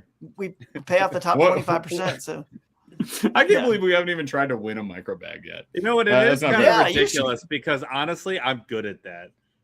Like we should just do that. We should find like the actually good at that. Like where are there probably some fry? Well, let's say some ultralight. Well, if it's summertime, any overhang, mule that's not fishing, touching the water. Donkey Tail Junior in a 1/80th jig head. I got this, guy. I'm gonna flip this tree for 2 days straight. I'm winning that micro bag, dude. John Dalton he cast a check. He was like 4th place in this last event at New River, and he wasn't like anywhere on day 1. He had a horrible day 1, but he lost micro bag by 1/4 of an inch. No one's ever done this yet. Cast a check in the biggest 5, and then also won the micro bag. Yeah. He was it's a lot of work to do. That's a lot of time. Yeah, you'd have to find a deep hole with at least 2 20s, and then you'd have to find a shallow hole with at least 4 6s. Like, yes, that's a lot of work, man. That's a lot of work. Because I kind of tried it when we were on the Allegheny. I happened across a couple of small guys, and I was like, well, Remember, Paul, we were talking under a bridge. We took a break. We were eating a snack, and I was like, dude, I have 3 like 5.75 inch fish. If I just catch a couple more, I might get a micro bag, and then I might actually win something at one of these tournaments. If you had decided to throw the micro Ned instead of the full size, you probably would have won it on that flat section. No, there were a lot of small fish there. I switched to a llama tube. Well, that would be great too. Crick hopper, like that would be fantastic. Especially bust out the rebel bags, and like you're gonna win. But dude, I threw the llama tube from Z-Man, and that was catching me all the dinkies, and I came up short on the timer. I will say it's shockingly disgusting how small lures and where you got to go to catch sometimes these little teeny fish. How small, like it's like even normal, like just a little Ned, whatever number teeny as it is, like you need something even small. It's just crazy how small a 5 inches mouth actually is, and what they gotta. But they're also like insane. Fly. They are. They'll still go after it. But I'm just saying, like, you need like a tad fry. Remember the old tad fry? You need like something that's like teeny. That rebel tad fry. Yeah. It's like a. I don't have any right here, but the mule fish makes a 1.2 inch plastic. Oh, the minnow. Yeah. Really, it's just. That's the one. It's like a leech style bait, but it's just that. It actually, and you know what? They make it in a chartreuse and they make it in a black, so it's like a micro leech. And then you put that on like a chartreuse or a blue, that bright royal blue head, and it's honestly it's kind of a cheat code. I don't even want to say it out loud. It's smaller than a trout magnet by a lot. You just did. It's so small. And you haven't even like committed to the micro bag yet. Now you've given away. I give it away. You have to. Here's the thing, though. You have to use 2-pound line. And you have to use. Yeah, I'm not joking. If you use 4-pound line, sometimes it won't even fall because it's got a 1/88 ounce jig head that you use on it. Because otherwise, and honestly, you kind of have to cut sometimes you have to cut the hook, like the bait keeper part of the hook off, because it's so friggin' small. Because it's flat. It won't go over. Because it's flat too, and it'll overrun the bait. It's actually insane, but it works really, really good. Stop giving away our secrets that we haven't used. I mean, it's never worked once. You're welcome. I know the Z-Man micro finesse baits and those Rebel live flex baits. Those are just, if you just take any of those, you can win the micro bag. You got a shot. You can win it. Yeah, that's them right there. They're teeny and they're awesome.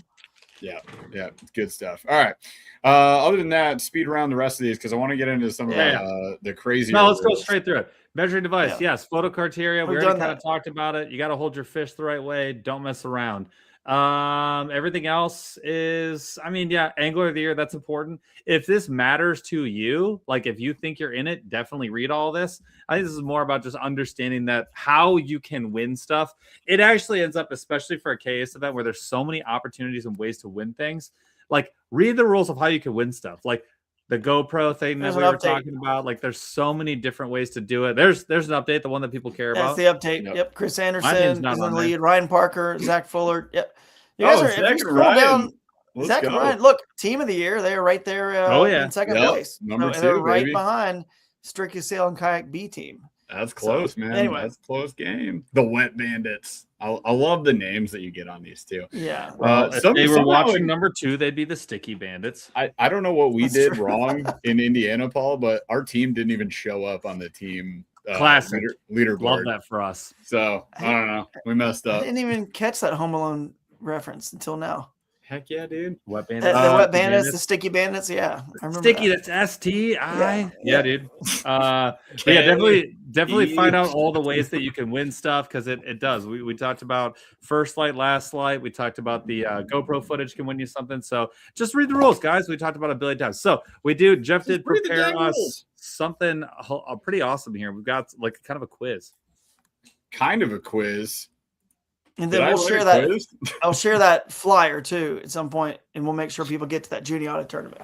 Yeah. So let's do the quiz, and then polygraphs. Polygraphs is in the title, so I do want to get to that before we do the quiz. So there is a rule. It is rule number 20. 22? No, 20. It is rule 20. Truth verification test. Drew, I gotta ask you, dude. Have we done any polygraphs? We've done now in river bassin days. We've done some polygraphs. We had the guy out there. He gave the polygraphs and all that. We haven't had to yet in this one because now the beauty is back in the day with river bassin, there weren't GoPros around just filming everywhere. We weren't just filming everything nonstop. It wasn't that common. I mean, they were out probably by then. But anyway, so now we have so many eyeballs and cameras out there, and we're running around. I got a production team. We're all over the place.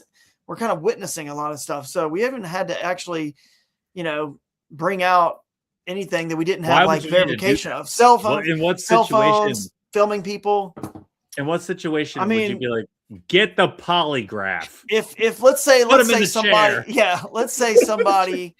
Here's a good example. Let's say somebody was hook up a battery from a car, a micro bag, and didn't. They launched from somebody's backyard, and then the person claims they didn't. The other person wasn't recording. Sure, they didn't have any video or didn't take their cell phone out and get anything or whatever. And then anything could be like they didn't have his nav lights on. I mean, no, KS usually starts after you actually need nav lights, the red and greens. We do that on purpose to make it easier again, but also to give you guys a little bit more sleep on Friday night. But anyway, just things like that there weren't cameras going on either party, and they're just like, I saw them do this or whatever, because if they score a fish twice, we can see that and we catch it. We throw out the one that was, what I mean? Like there's not a lot anymore for that. We usually just either catch whatever it is and deal with it or whatever. Yeah. Exactly. That's wild. Any Can't wait to end up on a poly. I'm sure it'll be me. Yeah. Anything that's suspicious, we can eat it. So don't be so sus. But it's in there. It's just in there so people know like this is legit. There's money being won. It's a lot of money. Yeah. Like you guys said earlier, people get out their phone and start filming someone being crazy. Like people have lost their jobs, their families, their careers, everything for what? Just a few $1,000 or $5,000, $10,000 in a kayak tournament. And we will get to the bottom of it. Trust me. People have no clue. I don't want to tell them all the metadata and all this stuff and ways we can get to the bottom of things and get answers on things from a legal standpoint if we ever had to. But it's just not worth it's not worth losing all that. So, yeah. Perfect. So polygraphs, they are a real thing that you might encounter. Don't be so sus, real. You guys. Just follow the dang rules. Use your common sense. Let's all be cool. Be calm. Everything's fine. All right. So let's get into the quiz. We had the rules up for a long time. We talked about a lot of them. I think I have 4 questions. I highlighted half the dang book. I know. So at this point, hopefully you've read them. But we want to know if you know the rules. Should we do like a poll for this one? Sure. Let's do a poll. Chaz, we're going to do a poll. I'm going to say the question, and then I'll give you the 2 potential outcomes, and then we can poll it. How about that? So first question is, you catch, this actually has already been discussed today on this podcast too. You catch the same bass twice on day 2. You have cast to catch on video. You recorded the casting to the catch times on video, both times. Do you score that fish? And the answer is yes or no, Chaz. So it's yes or no. Yeah. We're gonna poll that.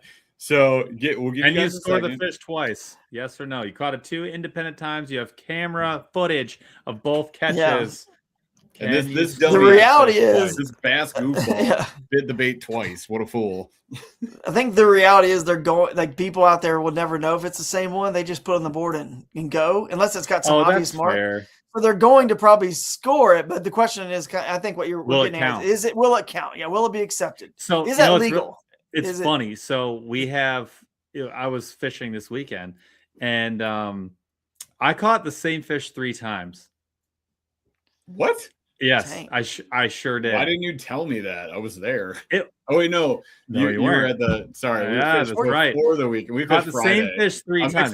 That's an OG triple OG is what that's called. It was exactly. It was insane. So the first time I was like, man, that's like a carbon copy of this other fish I caught, 15 minutes ago.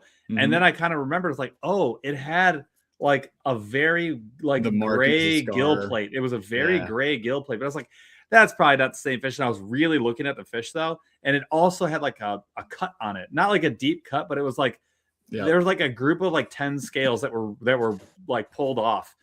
Not even a half hour later, I caught the exact same fish again. Insane. I don't know if I've ever done it 3 times. I've done it twice. I don't think I've ever done it 3 times. That's obscene, first of all. Dang. And this is like one of those rules I'm like, that's never gonna happen. But fish, I mean, they do have distinctive markings that usually they'll have like some sort of scarring or something on them, or in your case you saw a coloration of the gill plate or whatever. Like you can generally see some of that, but in a tournament where you're just like you're running through, you're just like pow pow pow pow pow, like you take the picture, you submit it later. I think we've talked about it before when we were submitting photos, Paul, and I'm like, is this the same fish? Like I cannot genuinely tell if this is the same fish. They look very similar. This is a good question right here, actually. A good tournament question. Is it advisable to submit more, than 5 just in case 1 or 2 are DQ'd? Potentially, depending on what tournament you're in. KAS, we do let you let's see. No, actually by Friday on lines by the 9:30 time or 9:15, whatever it is, if you have a better picture of a fish you've already submitted, you can replace that better picture. Whatever. If we DQ'd you or penalized you, can. But no new fish can enter the equation anymore after that time. So, but that's after lines out. Though. But yes, and if that's another positive to submitting fish early, because then the judges will send you a message on why it was DQ'd or why it was thrown out, and then you can replace. You go back in time. If you don't do it to the last minute. If you have multiple pictures, Paul. It's like in one picture your hand went over the gill plate and one picture wasn't. It was a joke. I've cleared it up for the people.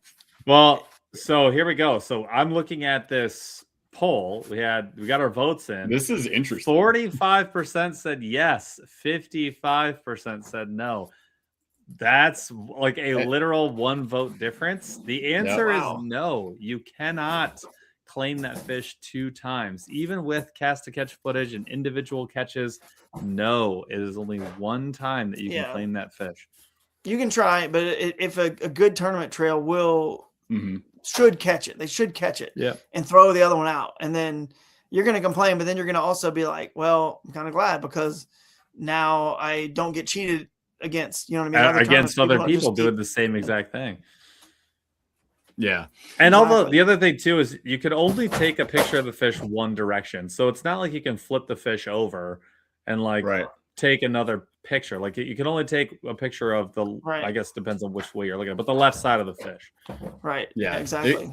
It can be fairly obvious it's the same fish. So don't do that. Also don't have the wrong identifier, says Zach.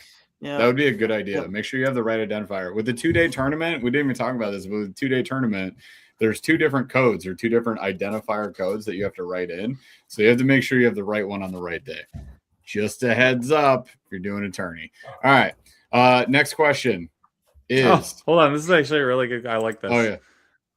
What if 3 people catch the same fish? Then they are now best friends for life, bro. That's legit, though. They could each claim that fish, right? They can if they catch the same one, but then this is where it comes down to at tournaments. It's hard for judges to notice that, but if they did, if someone actually did, if it had something, then that should be a raised eyebrow. Like, are 2 of those people on the same team? Sure, you know what I'm saying? Like stuff like that. But like, something's up with this, and then that's where the polygraph could come in. You see what I'm saying? Like, we have something that's fishy. How are all 3 of you guys have this exact same fish? How could it have? That's what we did. That's what we did there. It's fishy. Get it? All right. Anyways. Sorry, I was on a roll. Dad. I didn't even. I didn't catch. But so caught you dadding for a second. All right. So let's go to the next question. It's actually somewhat related. So what happens? All right. Let's say you're in this situation. You pass your fish to your teammate. You're in the team division. There's 2 of you guys fishing it. We rank in team division, by the way, best 10 fish. It's your best 5 and their best 5. So just so you know. But anyways, you pass your fish to a teammate to photograph. You're like, hey, can you take a picture of this fish for me? What happens to you? And I don't know how I can pull this one. Paul, ideas. Nothing bad happens. How about so it's a violation? Is it a major or a minor violation? Ooh, that's a good way. Is this a major or minor violation. Thank you, Paul, for that. Major, they cut your head off. Minor, you. I don't believe that's in the rule book that there are beheadings in Suddenly KS. the number of entries in KS events plummeted. I'm still in. I'm still in, by the way. I'm here. I'm in. I can handle it. I got a better shot at winning now that everybody's scared of being beheaded. So do you get beheaded or do you get a minor infraction? When can we talk about this? Sorry, my wife's asking questions over here. But anyway, so yeah, I was multitasking. But what I was gonna say on this is, I mean, I don't want to give away like the answer or whatever, but I do want to say how there are ways to, and there's also there is a reason why we have this year. There is a new rule: you have to video release a fish of a certain length. So like at every tournament it changes. Plus. I think what was it, 18 or 18 and a half in Indiana? Yeah, I think it was 18.5. So any fish that really, because if you're sharing your 11.5 incher, like Jeff, if you're going to share your 11.5 incher with Paul that you caught in your example earlier, and you weren't microbagging successful, but anyway, if you're going to share with him, it doesn't matter because you're not cashing any check, you're not winning any money because it's 11.5 inches. But now all of a sudden, you hit that honey hole, you find that sneak hole, you're catching 18s, 19s. We want to see release videos, and that's important because there's a lot of things I won't get into it because it might give even some stuff away and how we help even catch people. But the timing, the timestamps, all these different things. Yeah. And then seeing if it's all, it's impossible for a teammate to catch it if it's back in the water. I mean, I guess it could happen. They could catch it actually again, but they couldn't. If it's passed off, we'll be able to know pretty easily. Yep. So the overs release video 15 seconds max is for 17 to 19 inch plus bass. So anything over 17 is what this technically says, I think. Yeah, right there. In that range, I guess. Usually in that range. Yeah, at every tournament we kind of specify depending on how big those fish are in those areas. Yeah. So maybe in Indiana it was 18.5. But yeah, whatever it is, it's like, hey, it's this and above. And you say that at like the welcome meeting when everybody's like learning the rules and all that stuff.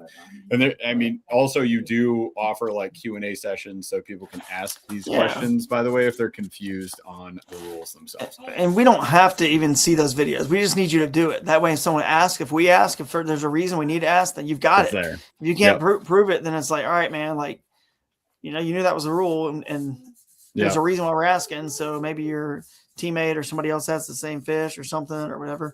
Yep. Well, always if they did, they would have incurred, drum roll, major infraction. 100% of the people said it was a major infraction. You guys are beheaded. Correctamundo. Oh no, someone just came in and put a minor.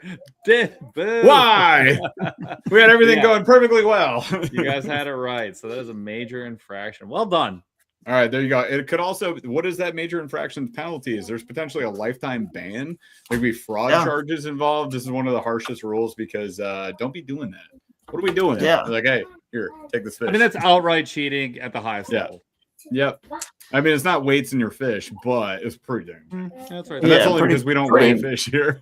Yeah, it's pretty dang close. Yeah. And it's just the kayak fishing equivalent of weights and fish. There we go. All right. This next one's interesting. Let's say that the KAS, the Kayak Adventure Series film crew, wants to put or mount a GoPro on your kayak mid-tournament. Hey, I need some footage. I'm going to run this on your boat. And you say no. What is the outcome? Is everything fine or do you get a penalty? That is like the poll vote here. Is everything fine? Is it cool if you're just like, hey, no camera for me, please? Is that like totally kosher, or is that a penalty? Is that a problem? Don't say the answer. This might be the most challenging one. This is the most challenging. While people are deciding their fates, and Chaz gets the poll set up. Talk about how some of the data that you guys get would help you in a scenario where you'd have to figure out, like, hey, is this like? How do you know? What are some of the ways, like looking at a picture? How do you know if it's like a doctored photo? What if I was like, hey, Claude, add 2 inches? Well, yeah, that's a good question. 2, huh? 2, huh? Add 2. How long's is this a microbag fish? How long is this fish? It started as a microbag. How you gonna? Yeah, it's now an average bag. Well, it was an average, and now it's above average. So there are ways. I don't even know. Like I'm not the judge, so I'm not the judge. Yeah, why? You can tell it's the end of the show at this point. I'm not the judge of these tournaments, so I don't like do all that. But there are the judges who I hire out, and Dwayne at Tourney X, they have ways in place where it can like recognize that kind of stuff. So, and now because AI is getting better, before it was pretty obvious. If you just did anything with AI, you can tell. Even our original like Broodmaster He-Man guy is so ridiculous. It was like 9 spaghetti shooting out the side of your bass. It wasn't. Yeah, right. It was like he's got 19 eyes. AI always puts on too many eyes. You're like, that's right. Just make this fish longer, and it's like you wanted 42 eyes. Cool. That's true. Did you the power lines? This fish is, definitely the power line farm pond. But yeah, we were under a power line in Indiana. That was nuts. That thing was. You guys were actually because it was firing off. I was flying that. I was flying that drone, right? Yeah, the drone was vibrating. You were flying the drone, yeah. So the Tourney X can pretty much shoot stuff out. It can catch stuff pretty good because there's difference in the metadata if it's been doctored or not or created. But anyway, I don't even know all the details of that. I will say, and we had this conversation with Chad back in the day, back when Tourney X was pretty new, and a lot of these questions were coming out, and people were trying to submit the same picture twice, and it was a little less sophisticated, but in terms of like the type of cheating people were trying to do. But yeah, I mean, there's a whole bunch of ways that people were able to figure out pretty easily. Actually, it was pretty comical, like how people are cheating. So don't doctor your photos; it's not worth it. Get better at fishing; it's more fun, anyways. So if KS Film Crew wants to mount a GoPro on your boat and you say no, is there a penalty? 64% said no, and I think 36% smelled out. Maybe there will be one, and said yes. Took the gamble, went left when zigged when everyone else was zagging. So what is the answer? Drew, what's the answer? Are you asking me the answer? Yeah, you got. I was going to say. So is this like? Is this all right? Listen, is this written? Is this written in the rules? The answer? I believe so. I did have Claude AI crawl your rulebook. Okay, good. Okay. I said Claude. I don't think. I don't think 2 inches. I don't think I've read the rules or remember that exact way it was written, but I don't think you can refuse it. I think you can. We will tell you that it. Yeah, I don't think you can refuse it because there's a reason. It's on there, but we would specify. This is the caveat that we are not necessarily saying we have to use this footage publicly, but we just went on there but usually it's like no one refuses. You know what I mean? If we ever did that, no one. We've had people, with the drone and we follow people and whatever. I don't know if we have put some GoPros on people's boats before that wanted them. You see what I'm saying? They wanted them anyway, and they knew they were on fish. And they wanted to get us some good content. So it's not like it ever really matters because we've never like been suspicious of somebody who said, we got to slap this on here. It's never like happened like that. Like it's kind of sounding in this question. It's normally the opposite. They want it. We want it. Everyone's happy. But if we needed to, we want to, make sure everything's on the up and up and notice that it says mandatory. If the crew wants to cover you, the crew is gonna cover you. We're gonna cover you, dude. Go like away. A blanket. Drew flies his drone around me. I can't like huck a jig at his drone. I did. Oh, no, I came with that. I got pretty close. I got pretty close. You did actually. I thought I was gonna get your line. Oh no! I'm better than I know. I was making a joke about maybe I'm better than that. Maybe the drone flight was but if you that'd be the biggest red flag ever. If someone was like, if we're just like, hey, we're going to cover you, me, sir. Don't watch what's going on over here in this basket. Don't watch me catch my giant fish. Never. Nothing's happening here. No single man was like, I don't want to brag about all the big fish I catch. Yeah. Classic. All right. I knew that was going to be a divisive question. And that was the first one that chat got wrong, unfortunately. But that's okay. You guys got a chance to redeem yourselves. Last question here, and then we're moving to slow rolling thunder because we're wrapping up the show. But next one here. You post something on social media. We actually talked about this today. So if you were paying attention, you're going to get a point. You post something on social media criticizing a ruling before going through the tournament director. Yeah. Consequence or no consequence? You sound like a kid asking their dad, like, what if I did this? What if I broke the window? Already did this? Am I in trouble? Consequence? Consequence? That's a consequence, buddy. So in this case, do we have a consequence? Yes or no? Look, here comes a consequence. You remember that sound? Oh, elite. That was like elite my favorite audio. TikTok. Elite audio. What was the what was the way it was worded again? The question? It was you post something on social media. Yeah, you're criticizing a ruling. You're criticizing a ruling before going through the tournament director. So I'm not calling Drew privately. I'm on Facebook and I'm like, KS said this was not a public launch, but it is. Yeah, but it is. Baloney. Yeah. You bunch of dummies. I mean, you guys want the answer now? Are we already in the answer we're time? polling. No. Shh. Let them go. They're still polling? Let them go. All right. Consequence, yes or no? Yes, there is a consequence, or no, there is not a consequence. That is the poll. We already have 14 votes in. This one's a hot topic. So I'm going to call it. That's pretty much what we've had. So we have 16 votes in. 94% said yes, there is a consequence. I knew it was going to be like this, so I actually said no. Redemption. 6% said no. Thanks, buddy. All right, so there you go. Yes, there is a consequence. We already brought this up on the show. Having those criticisms around social media is just not cool. Remember, be cool, be calm. Relax, guys. Relax. Yeah, and that's exactly what happened in that whole Susquehanna thing. It was like they were all saying, "How can you let this happen?" Like Drew, and how can you guys? They were like online. They were saying this guy's got to be disqualified. It's like, bro, just because you have pictures that look like he's kind of close to the dam, how do we know he's 100 or 99 or 95 or 120? We don't know. I have to go get to the bottom of this. So so when you come to the tournament director, then I'm aware, and you give me whatever data you have, and then I can go solve I'm like a private detective sort of. I go and figure it out, like a quick judge jury like situation trial. Executioner. And then I'm maybe if it's maybe major. So that's the point. Like if you tell us first, all we need to know is like what happened, and I'm like on it, dude. I'm like going on it. You don't need to go online and just keep complaining. Clearly it's this or clearly it's that. It's like no, that doesn't hold up in a court of law just because someone says clearly he was inside 100, and it's like, okay, well, where's the proof? And like you got to go figure all that out. That's what I'm doing in a very fast manner, usually. Yeah. Like everybody Claude. Claude. He said, she said. How many inches is he from the dam? Exactly. Make it 2 more. No, I like that though. Yeah, too. Claude. Plus 2.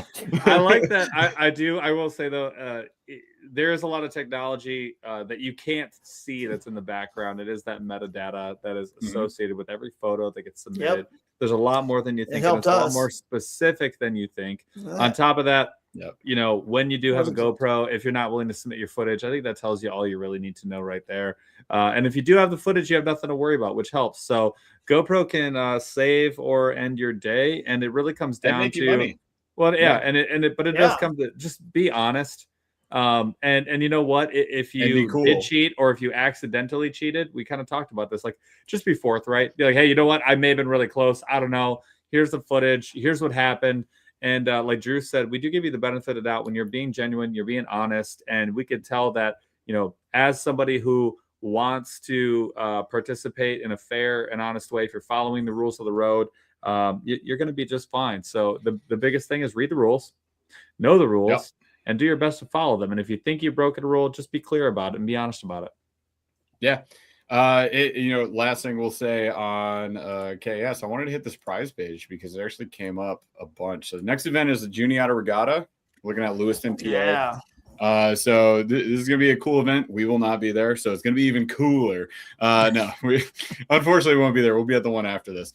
The next 2 actually after this we'll be at. But there are all these different ways that you can win. And I wanted to bring this up just because GoPro came up. So the deal with recording your release is obviously important, but also what you can do on your phone. But recording your catches on GoPro is that you can also submit like how that tournament went. What's that? Watch this. I'm bringing this up. Watch this. There's a better page to even explain. Oh, thank you. I was like, the bonus. There's the so bonus and contingency program. Yeah. Yeah. This one here. So that's the angler's cut that you're talking about, right? Yes, exactly. So lose a bass, win $500. This is the Unhooked presented by D Hooker. So if you're recording, which you should have a camera behind you so you can actually see all the action, then you can see yourself miss that fish. And while you are sad, if it's like a pretty cool video and a pretty big fish that you lost, you could win some money, which is kind of cool. But so you want to be recording, and then that page is great. This is the presentation right here. You can actually see. Like here's the one from. So check this out. Timestamps. You guys got this on your screen? Yeah. This is the one that great video. Such a bummer, too. Yeah. Just vibing, just setting the hook. Joy. The slow mo. That was a huge fish. That was a big fish. Coming in. Stay on. It even says stay on. Does that ever work? I don't know. It's foreshadowing. Right? No. Came off the mag draft? No. I love looking for it. This is like when you drop your keys. This is yeah. You're like, where? He's right there, dude. He's right. I can get him again. Hits him in the head with a mag draft. Like no. No. So that was that right there. That's the sound of his soul leaving through his toes. You can see it exiting, just flying out all 10 of them. Yep. That's the soul gone. The old D Hooker prize. Yeah. But hey, you got a prize. And he also ended up, I think he took second, right? And like he did, first in the younger anglers division. But like I don't know, something like second overall. So he ended up doing really well. But you record it, you got a chance for another prize. So it's just worth just put a camera on your boat. It's not that hard. Get a Yak Attack Panfish Pro, put it behind you. Whatever camera you got, put it on there, and you're good. Or run a chesty if you want. You can do that too. But the behind camera, that covers way more field of view, right? So you got a better shot at getting those good shots. And if you want to deal with editing, get a 360 camera. But it's a lot of extra work to get that cut. But you can trim up and use that if you wanted to as well. Yeah, lots of cool bonuses for sure. Yeah. So tons. So I'll make sure you take a look at that page. There are tons of other prizes there. But this is the next one. So we're coming up June 19th to 20th in Lewiston, PA. This is the Juniata Regatta. Should be really cool. Also presenting the awards at the Miller Theater. I love the other picture you have of the Miller Theater has like the most absurd movie names on it. Like it doesn't even line up. It doesn't make any sense. It's so like weird. I put the names up there. It's right. This one makes sense. On the website, like up to date. Yeah, the one on the website. F9 events, Jungle Purge Baby 2. Yeah, I don't understand. That's like top to bottom. It goes F9 Old Baby 2 Jungle Purge. Like, what the frick are we talking about? That picture was taken when Fast 9 came out. That's Fast 9, and then the movie Old, and then I don't know what Baby 2 is, but no clue. Apparently that was a flick. Baby I think Jungle I guess so. I don't Welcome to the Jungle, maybe it was, and then Purge is the movie Purge. Yeah. Anyways, but the first 50 anglers, speaking of extra bonus stuff, first 50 who sign up for this event will get $100 prize bag from our sponsor. So, it's pretty sweet to do that. And for we got great attendance this year. That last one actually had over 110 people between. Unique people between all the divisions, so it was huge. There was 90 people in the individual division. So I think that we're definitely kind of got some momentum going, but for whatever reason, the signups aren't really that great. I know Pennsylvania is kind of notorious for signing up a little bit later, but go ahead and get signed up, guys. Get signed up now. We do refunds at KS, so it's not like something comes up, we're not going to refund you. So get signed up now so you can be one of the first 50 and make sure you get there. And we're going to the Juniata in June, which whatever, it's kind of a Juniata June. Anyway, it was kind of a cool thing because normally we're on the Susquehanna in the summer, and this is basically a miniature Susquehanna. People have no clue how good this is, and they're about to find out. So it's going to be a lot of fun. And the water's up and moving, not like up like dangerous, up like Indiana, like perfect. It should be perfect by the time we're there. In a few weeks, we've had plenty of rain up here, and it's starting to get down lower towards summer levels. So you're going to have a little stain in the water, and you can get them to eat those moving baits a little bit easier. So it should be a ton of fun. Heck yeah, looking forward to it. Also, I skipped my boy, so I got to call it out. But there's a dark horse prize too. It's called Day 2 Dark Horse, and it's one of the coolest prizes just because the name, but also because you can suck day 1. And then day 2, as long as you get those 5 fish, if you do okay with it, like if you get a decent number on day 2, like it's the biggest discrepancy, the biggest change from day 1 to day 2, and you win a prize for that. So that's pretty cool. You should micro bag on day 1. If you micro bag on day 1, you will be sure to have 0 and be the worst in the big division. Then you go all in on day 2. Dude, that's a smart move to win the micro bag and place in the other one. That was what I was going to do. You ruined everything, Drew. Thanks a lot. All right. Anyways, I'm never going to do that. I'm never going to actually try the micro bag. Like the one thing I should do, every time I get there, I'm like, I'm going to find big fish, and that's all I care about. One of these days, maybe I'll just focus on the micro bag. But that is a good idea. You just do that day 1. Fun. Yeah, I do. Micro bag is fun too. Like catching fish is fun. I don't care what size they are. Well, it's fun, kind of, but no matter what, it is fun. And if you guys are thinking about doing a tournament, this could be a good one. If you're up in the Midwest, I know Pennsylvania is a gigantic state, so we say go to Lewiston. It might be like 8 hours. I think it was 8.5 for us to get there from where we are in Michigan. But if you can make the trip. It's always worth it. We'll typically drive. I mean, real tourney guys, they'll drive like 12, 15 hours to go to a tournament. I'm happy to do a 7.5, 8 hour trip if it's a cool spot, a new place. Like, I think it's worth it. We've talked about it before. There's always a great community there. There's some cool events. No matter what, if you sign up first 50, you do get like a good value bag with that. And then you got a lot of shots at winning. So you might get your gas money back and then have a great experience while you're at it. The 2 anglers that drive the furthest get a pair of cross kicks. So there you go. Always, last event, it was like 1,100 miles and whatever, 1,050 or something. It was Minnesota and Texas came all the way to the New River. And some Florida guys came and caught the first smallmouth, which was awesome to see. Like they never caught smallmouth. That was really cool. So always worth it. We take you to cool places. That's the whole point, so. Yep. There we go. Super neat. So appreciate you being on, Drew. Thanks for putting on this great event. And then if anybody wants to participate in this, just go up to kayakadventureseries.com and you can learn all about it. There's tons of information on there, the rule book, all the prizes, all that stuff. So just make sure you get well versed in it. Take a look at the events page. We've also got 2 more coming up after this one. So this one, obviously takes over June, but then we have an additional 2 events. We're going to Marinette, Wisconsin. And then where's the one in Tennessee? Clarksville, Tennessee. And that's the one where if you want to get certified in kayak fishing and, safety and paddling and all that. So that we're going to hold that class, that certification class, and we're going to pay for it. If you guys go on the website, you'll see on the waivers and forms section, you can fill out why you want to receive that scholarship. We are literally going to pay your $1,000 food and lodging and pay for the class that the ACA instructors teach. We're going to pay all that for you. And there's at least four, maybe 5 people that have filled that out. And we can probably cover like up to maybe 10. So that's when it's going to happen. So get on there and it's going to be pretty cool. So. Yep. Awesome. And I think, Zach right here is one of them. So. Oh, there you go. Yeah. He's getting certified. So that's cool. Good, man. All right, fellas. Yeah, man. Awesome. Well, we appreciate you guys watching. Thank you as always. We will be back next week with our regularly scheduled program. And we do these KS shows every other week. Hey, those are in our store now, actually. I added them to Shopify. Really? Chinook out of nowhere approved us being in the store, so that was pretty cool. Sweet. Absolutely. You guys don't have them in your shop? Zach actually does that for me. Zach's listening, so get on that, Zach.